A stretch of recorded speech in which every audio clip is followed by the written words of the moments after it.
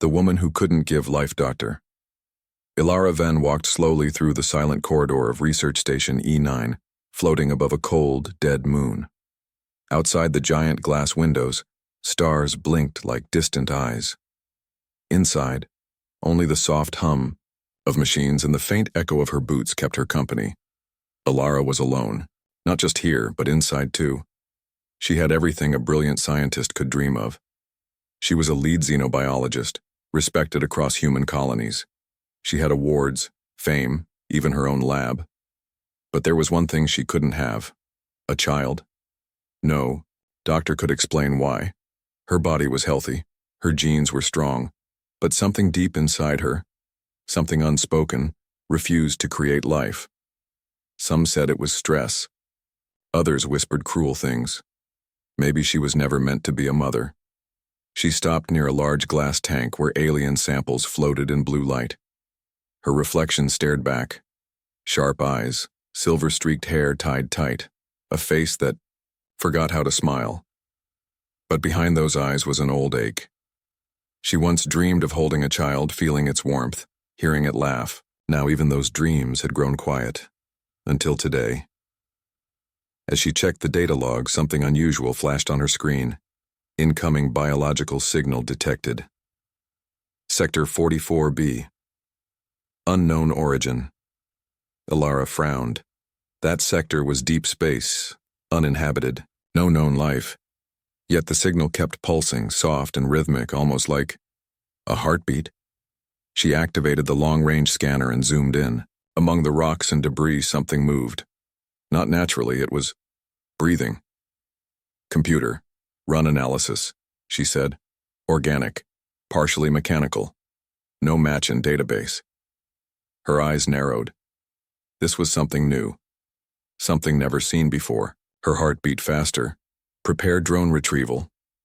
Within hours, a small drone brought back the object. A strange, egg-shaped pod, smooth and silver, covered in soft, pulsing veins. It was cold to the touch, but alive. As she placed it inside the containment chamber, she noticed something strange. The pod was reacting. To her, its surface glowed faintly whenever she came near. Its pulse quickened with her breath. She tried to scan it, but the tools gave mixed results. Half organic, half machine, but incomplete. Like it was waiting for something. She stared at it, confused and curious. But then something happened that made her step back. A voice. Very soft. Almost a whisper. Not in the room. Not through the speakers. But inside her mind. We are dying. We need a mother. Ilara froze. What was that? She said aloud. No response. She checked the room. No one there. Her heart thumped. She wasn't crazy. She knew what she heard. She leaned closer to the pod. It stayed quiet. Maybe it was stress. Maybe it was just her own thoughts playing games. But then, it spoke again. Ilara. Help us. This time, she knew it wasn't her imagination. The voice was calm, soft, childlike. It knew her name. She stepped back, staring at the pod. Her hands trembled. This wasn't just a sample. This was something else. Something alive. Something intelligent. And it had chosen her. She sat down slowly, breathing deep. Questions flooded her mind. What was this creature? How did it know her? Why did it call her mother? She remembered the tests. The hospital rooms. The quiet look of pity on the nurse's face when they said she would never have children.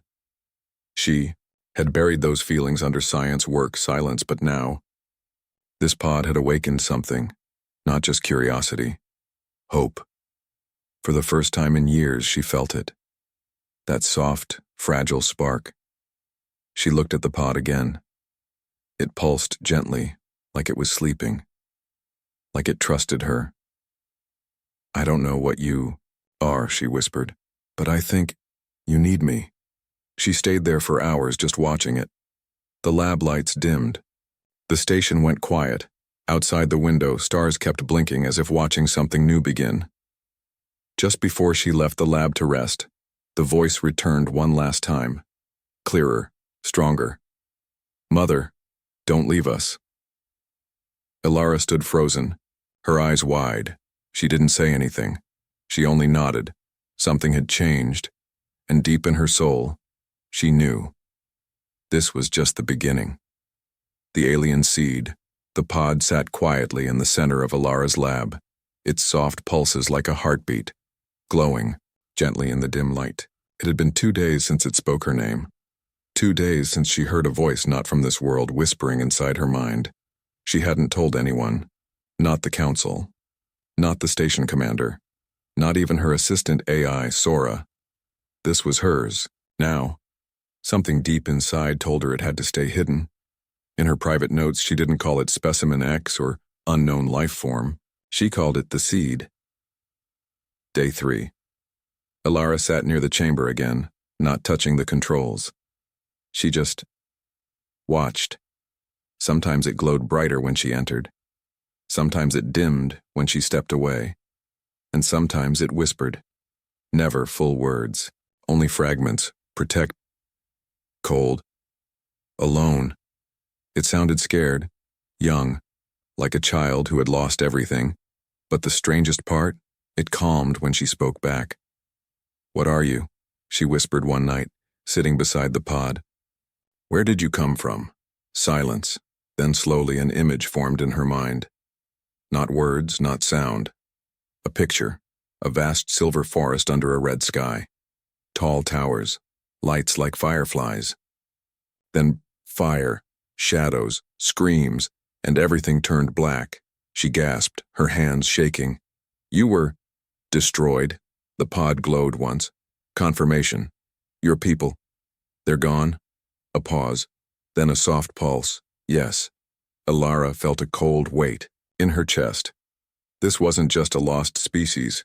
This was the last of them. The seed was not a sample. It was a survivor. Day 5. Ilara tried running standard tests again. Scans, DNA checks, chemical structure.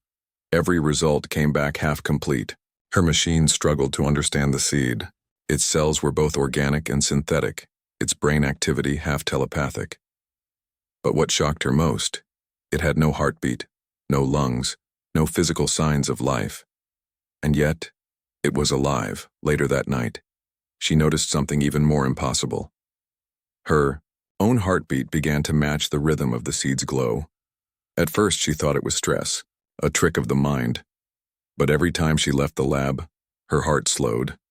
And when she returned, it synced again. Beat for beat, pulse for pulse, like a shared rhythm. Like a connection. Day 6.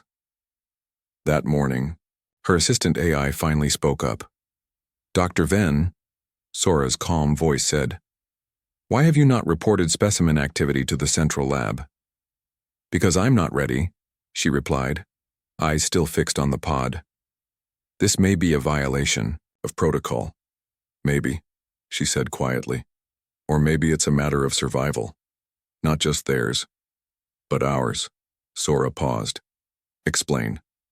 "I think this isn't just a lost alien life form. It didn't land here by accident. It was sent, chosen, maybe even designed. Designed for what?" Ilara looked up, her eyes tired but burning with something new. "For me." Day 7. That night, the pod cracked. It wasn't loud, just a soft hiss of air. A hairline fracture ran across its smooth shell, glowing slightly. Ilara held her breath. Every muscle froze. Then she heard it again. The voice. "Mother, it hurts." She rushed to the control panel, shutting down the security systems. Alarms blinked, but she ignored them. The pod was opening. The shell peeled back slowly like petals unfolding. Inside was not what she expected. No tentacles, no slime, no monster. It was a child. Humanoid in shape, small, covered in a soft gray membrane, no eyes, no mouth, but a soft pulse of light glowing gently from its chest. and when it looked toward her, she didn't need eyes to know. It saw her. Her heart slammed in her chest. Her mind screamed to call the science team, but her soul whispered, "Don't let them take it." She walked closer. The child reached a hand toward the glass. Slow, trembling, weak. Ilara placed her hand against it. Warmth spread through her palm, her arm, her chest. For the first time in years, she felt alive. Truly alive. Outside the lab, the station monitors blinked with silent warnings. Unauthorized lifeform detected, biological anomaly spreading unknown signals. Someone would notice. Soon. But Ilara didn't care. She looked at the child, now softly glowing, breathing in slow rhythm. "You're not a weapon," she whispered. "You're not a sample. You're mine." The child tilted its head. Then, for the first time, she heard a full sentence in her mind. "You gave me life. Now I'll give you a purpose." In the shadows of space far beyond the station, a forgotten signal blinked to life. In a dark room on a distant military ship, a commander stared at the alert. "We found it," he said. "Prepare the strike team." Ilara didn't know it yet. But the world she knew was about to change because she hadn't just found the last of an alien race.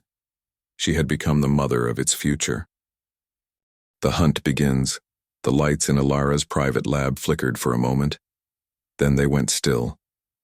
The child, resting inside the half-open pod, glowed softly. Its pulse was weak but steady. Ilara sat beside it, her fingers gently pressed against the glass.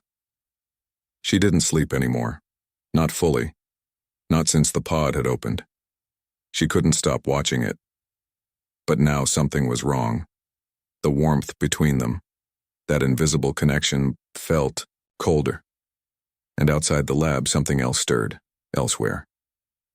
Orbiting the moon, a dark ship slid silently into the system, black against black. It had no name, no visible markings. It wasn't part of any science council. This ship belonged to Division 9, a human shadow unit.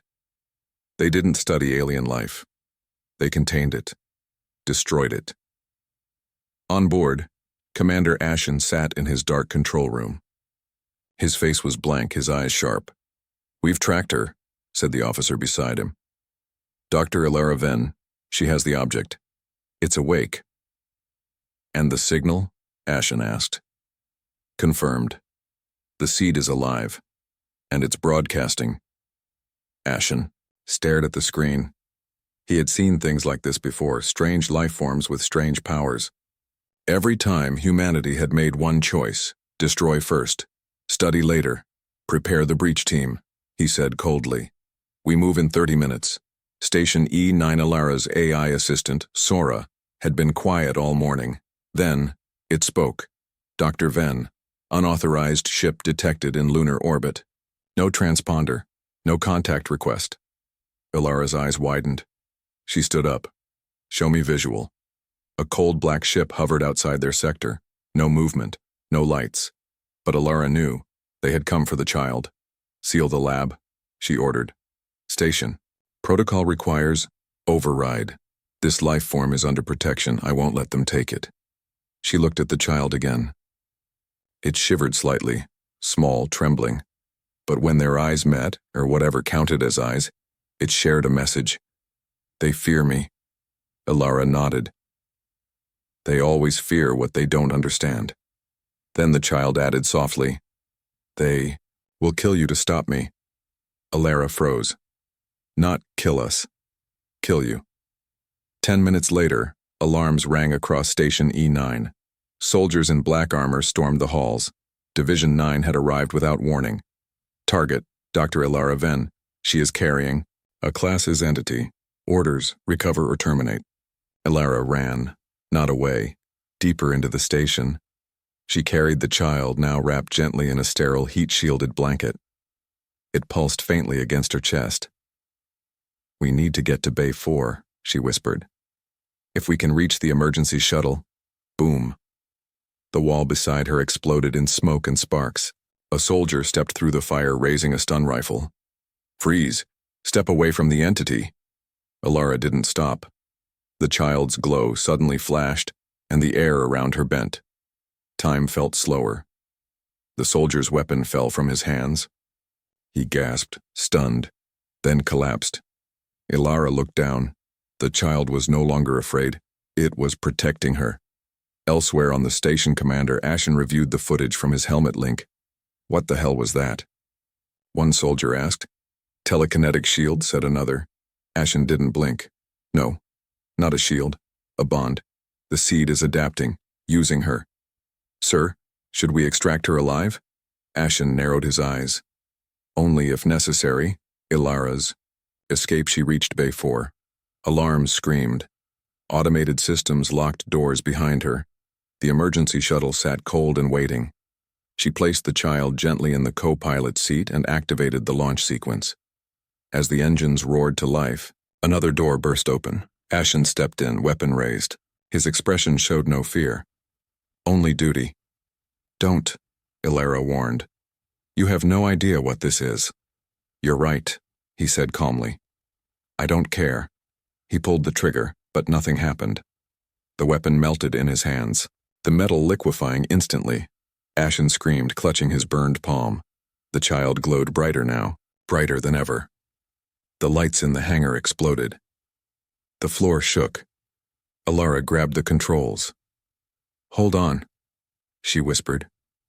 The shuttle launched, fire and light behind them.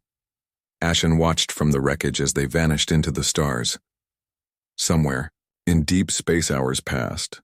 Alara floated quietly in the co-pilot seat, her hand resting near the child. It slept now, or something close to it. Its glow was calm again. But she could still hear its thoughts, fragments, images, a planet, green and silver, lost, a temple, broken, a code, hidden inside the child's light, a message only Alara could unlock. She closed her eyes. She had once been a woman who couldn't give life. Now life itself was trusting her to protect the future. But far behind them, back in human space, a signal was sent. Division 9 had failed, so someone else would come next. Not soldiers. Something worse. Something even the seed feared. And, as Alara drifted through the stars unaware of what was coming, the child finally spoke again. They destroyed our mothers, but they never knew. The last one would be human. The hidden planet. The shuttle moved silently through deep space, far beyond the last human beacon. Only the stars kept them company. Now, Alara sat in silence. The child, still without a name, rested in the small sleeping pod beside her, glowing softly like a floating ember. For days, she had studied it, cared for it, listened to its strange voice in her mind. And for days, she had asked herself the same question. Why me? She wasn't special. She wasn't a hero. She was just a woman who science said could never be a mother. But the seed had chosen her, not by accident, by design. 3 days after escape, the child began to wake. Its form had changed slightly. Taller now, its gray skin smoother, its glow stronger. And now, when it spoke, the voice was no longer just a whisper. It was clear. We must go to the forgotten world. Ilara leaned forward. What world? The child placed its fingers on the navigation screen. It lit up with strange symbols. A hidden star map appeared. Coordinates not found in any human system. This is not in the database, her AI Sora warned. Because it was hidden, Ilara said softly. By them. Who? Sora asked. The child answered. By those who feared what we were becoming. 4 days later, the shuttle reached the coordinates. At first, there was nothing, just a field of dead asteroids floating around a dark star. But then, the child lifted its hand, and space itself shifted. Like glass breaking, a shimmering crack opened before them, a cloaked planet revealed underneath a folding layer of time and light. Green, glowing, alive, the hidden planet. It's beautiful, Ilara whispered, but the child's glow dimmed. It's dying. They landed near a mountain range where strange silver trees bent toward the sky like antennas. The air was breathable, but heavy, sad, like the planet remembered pain. As they walked through an ancient valley, Ilara saw ruins, massive towers, made of crystal and bone, half buried under vines. This place had once been full of life. Now it was a graveyard. Inside the ruins, they found a large temple carved into the rock. Symbols lined the walls, some glowing faintly, some broken. The child moved with purpose, as if it had been here before. They entered a deep chamber at the heart of the temple. In the center stood a massive sphere, floating, spinning slowly. Thousands of tiny lights circled inside it. Like stars, or embryos. Ilara stepped back, breath caught in her throat. What is this? The last generation, the child answered. It reached out, and the sphere responded, showing a vision, an alien world, once peaceful and wise, now burning under the weapons of an unknown enemy.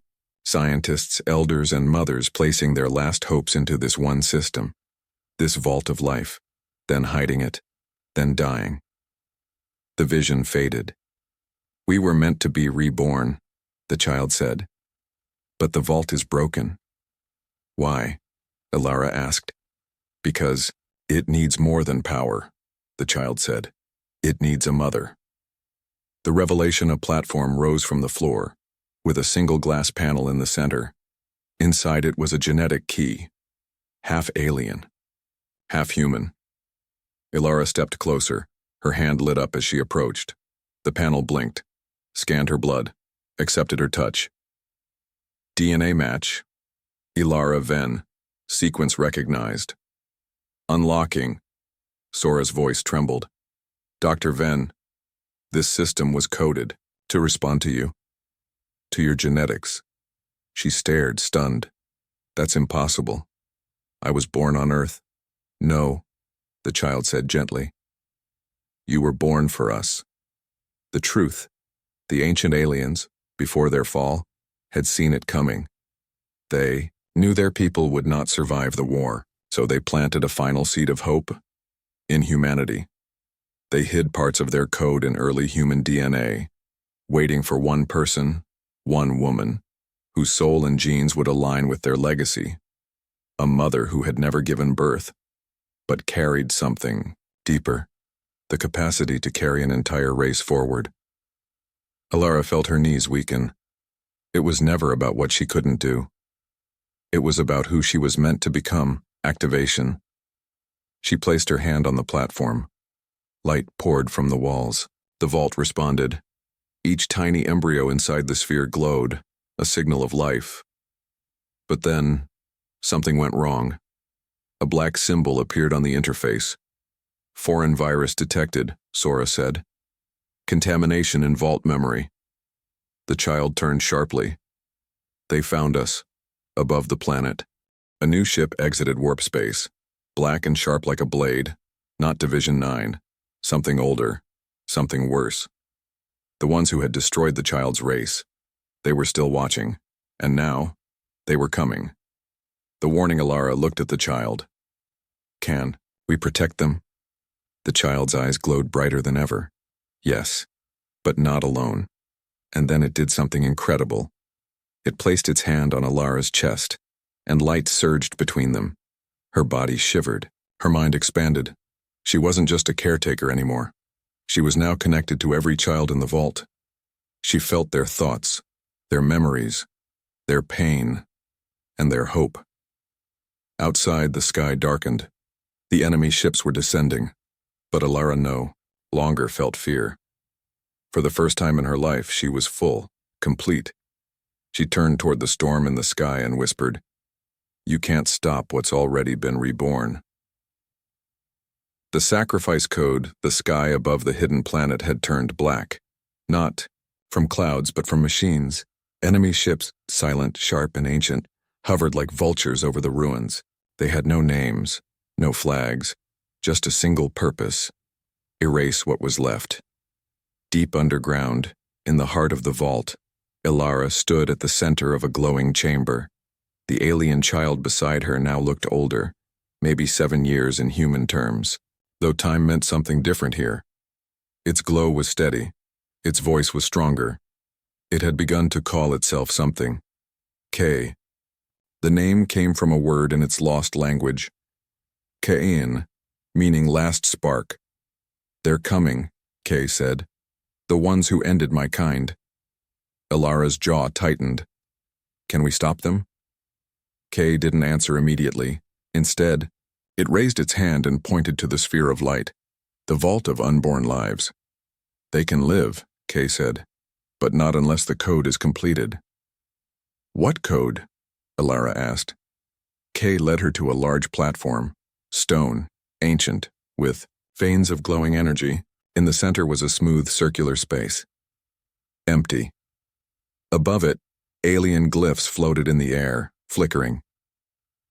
The sacrifice code, K said. The code was never finished long ago. K's creators had prepared the vault to hold their future.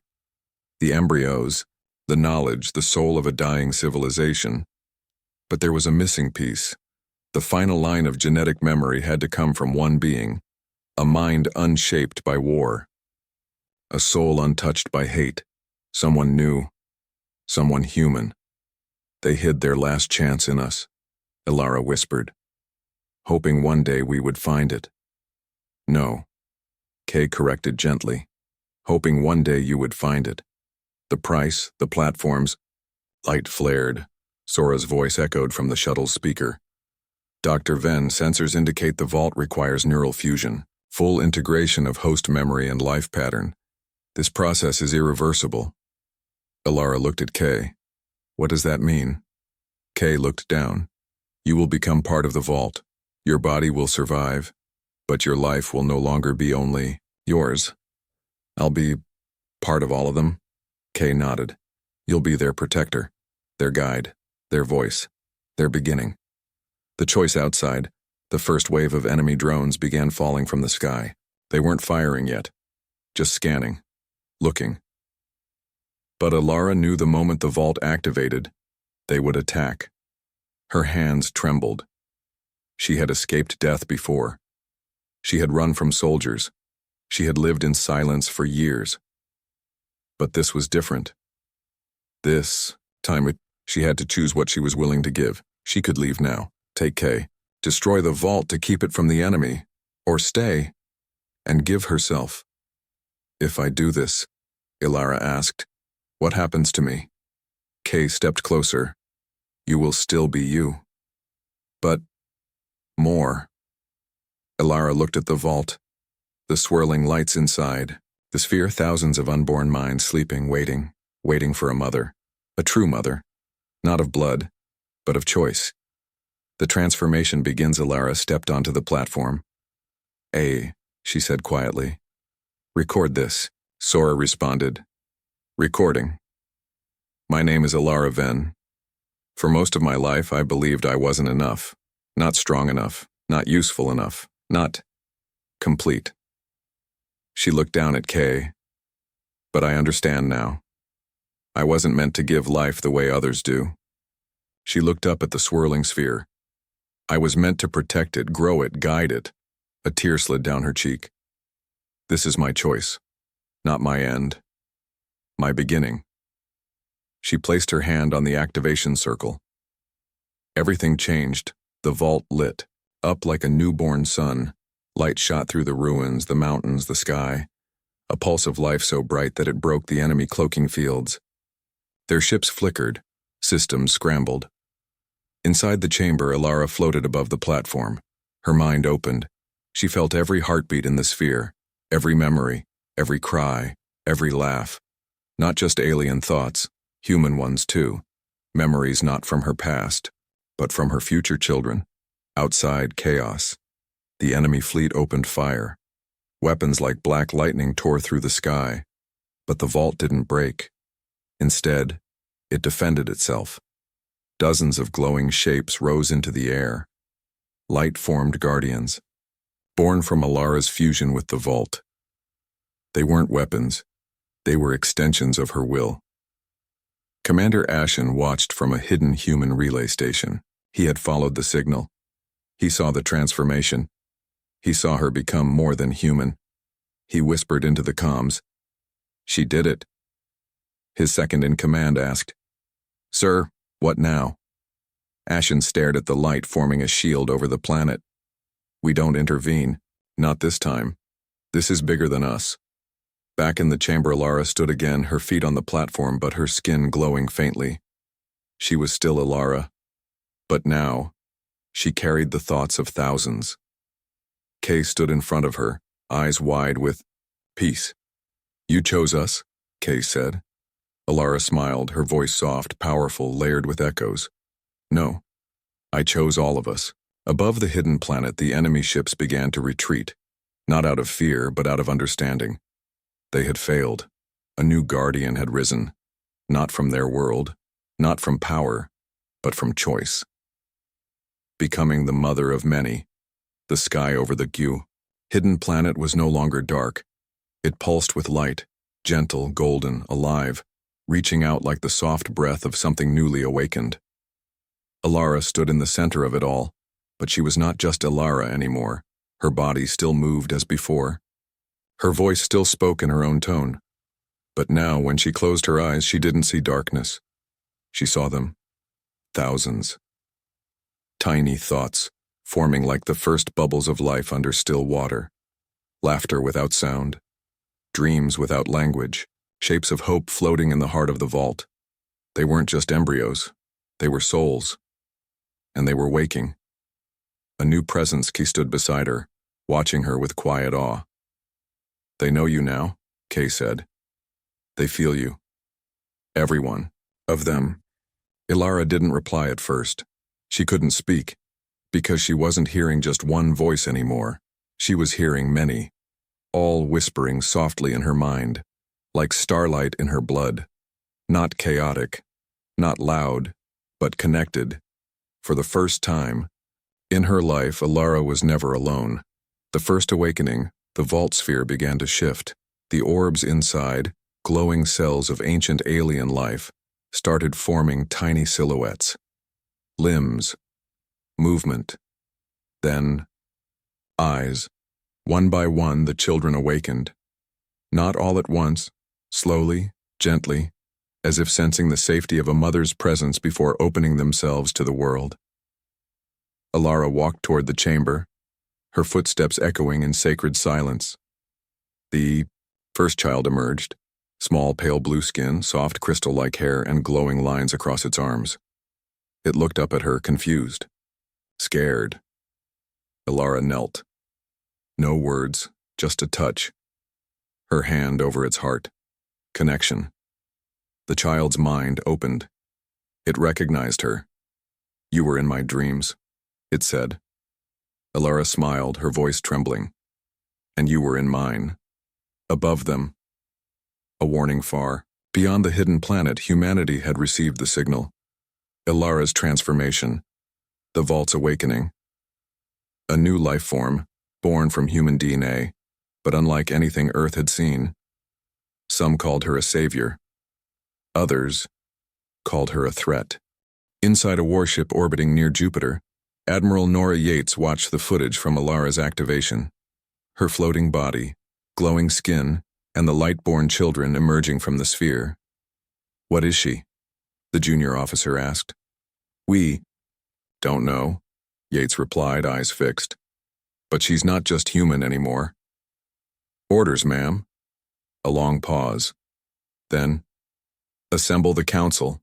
This isn't war. This is something else." On the hidden planet, days passed, though time felt different now. Ilara didn't sleep. She didn't need to. Her body had adapted. More energy, more focus, more presence. She moved between the chambers of the vault, helping each child awaken. She didn't teach them through words. She shared her thoughts directly, her emotions, her memories. They learned through her love. Sora, still active through the shuttle's core, recorded it all. Log 274, Sora said, witnessing the birth of an entirely new generation of sentient life, rooted in human empathy. and alien wisdom. But not everyone approved in deep space. Unknown ships stirred. Not human. Not the old enemy. Something worse. The Watchers. Beings from an ancient empire that once ruled through silence, observing rising civilizations, deciding whether they should be allowed to live or be ended. They had seen vaults like this before, and they had destroyed them. Their message was always the same. Life must earn the right to rise. Ilara's warning. In the vault chamber, Kay looked up suddenly, eyes wide. They see us. Ilara closed her eyes. Yes, she could feel it too. A cold presence, watching through space, calculating. Not afraid, just judging. Kay gripped her hand. If they come, they'll try to end us. Before we begin, Ilara stood tall. Then we'll show them what we are. A new kind of message. She walked to the top of the vault temple, now pulsing with light, and raised her arms to the stars, not in anger, not in fear, but in invitation. Her body began to glow fully now, her heartbeat pulsing like a signal tower across light years. She wasn't hiding anymore. She was calling out, not just to the Watchers, but to Earth. Her message, broadcast across human space. This is Dr. Ilara Venn. I was told I could never be a mother. I was told my purpose ended with science. I believed I was broken, but in the ashes of a lost race, I found something else. I found life, and it chose me to protect it. These children are not enemies. They are not weapons. They are our chance to begin again, with compassion, not conquest. I am not asking for your permission, but I am offering your place in something greater. Humanity's reaction across Earth, Luna, Mars, the outer colonies. Screens played her message. Some people cried, some screamed, some prepared for war. Others simply stared at the stars and wondered, what if she was right? In the vault, hundreds of children now stood, hand in hand, surrounding Ilara. They didn't speak. They didn't need to. They felt her, and through her, each other, a new family, not by blood, but by bond. Ilara stood among them and whispered, "This is only the beginning." A new dawn for humanity. The stars above the hidden planet were no longer silent. Light now pulsed outward from the vault, waves of energy, alive with intelligence, emotion, and hope. Signals traveling faster than any human ship, reaching corners of space untouched for centuries. But light always brings shadow, and change always brings fear. Earth, the Global Council chambers, dozens of leaders from across Earth's colonies gathered in a towering room filled with holograms and noise. On every screen, Ilara's face played again, her voice, her message, her transformation. "She's no longer human," said a general. "She's too powerful," said another. "She hasn't attacked us," someone whispered. "Yet," came the cold reply. They argued for hours, debating war, diplomacy, science, prophecy, but no one truly knew what to do, because deep inside, even the strongest among them felt the truth. She had already changed everything. In orbit above the hidden planet, a human peace envoy approached the planet's outer layer. Carefully, weapons off, shields raised. Their mission, to speak, not to fight. Inside the main cruiser, Captain Leora Sun adjusted her comms. "We're sending the open channel," she said. "Let's see if she answers." They waited. Seconds passed. Then a voice filled the ship. Calm, strong. "Welcome, Captain. Ilara." But the voice didn't come from speakers. It came directly into their minds, soft, kind, without force. Leora stood up. "We've come to speak and to understand." "Then listen," Ilara said. The memory garden Ilara led them, not through corridors or ships, but through a garden, not of trees, but of light. A field filled with walking, playing, laughing children, each one alien and yet familiar. Their eyes curious, not afraid, their gestures peaceful. Leora and her team walked slowly. Silently. None of them spoke. But one soldier, tall and strong, broke into quiet tears. "They're just kids." Ilara stepped beside them. "They are the best parts of us, of what we were, and what we still can be." Humanity is not the enemy. Ilara showed them visions, not memories but possible futures, one where humans embraced the vault and grew alongside these children, learning from each other, healing old wounds and another future filled with fire, fear, war, planets burning. She gave them no threats, only truth. "You will choose," she said. "Not for me, for yourselves." Leora asked, "And what about you? Are you still human?" Ilara looked at her hands, glowing. Yes, changed, yes, but still trembling when she was afraid, still warm when she held a child. "I am something new," she said softly, "but I remember who I was." Meanwhile, the Watchers arrived on the edge of the galaxy. Dark ships entered space near the hidden planet. They had no weapons. They didn't need any. They were older than the wars, older than even the vault. Beings of judgment. They had seen civilizations rise and fall. They came to decide, and the vault responded, not with violence, but with invitation. Ilara faced them alone. She rose into the sky, her body becoming light, surrounded by thousands of whispers, voices of the children, of Kay, of the future she now carried. "We are not asking permission," she said. "We are not begging for time. We are already alive." The Watchers listened. For a moment, the galaxy held its breath, then they turned away and vanished. They had chosen. Life may continue. Years later, on Earth, schools teach a new subject, interstellar kinship. Children learn about Kay and Ilara. The vault becomes a place of pilgrimage, not a battlefield, not a threat, but a new beginning. Kay becomes a voice among many, a teacher, a guide, and one day a leader. Ilara, the mother of light, she does not age, but she is not alone. She walks among her children, helping them grow, not ruling, nurturing. And though she glows like a star now, the people who meet her say she is still the same. Her voice is still soft, her eyes are still kind, and she still calls herself by the name she earned, not the one she was born with. Mother. They said she'd never be a mother. They said she was broken. But in the ruins of extinction, she became more than a parent. She became the beginning of everything, a new dawn for humanity and beyond.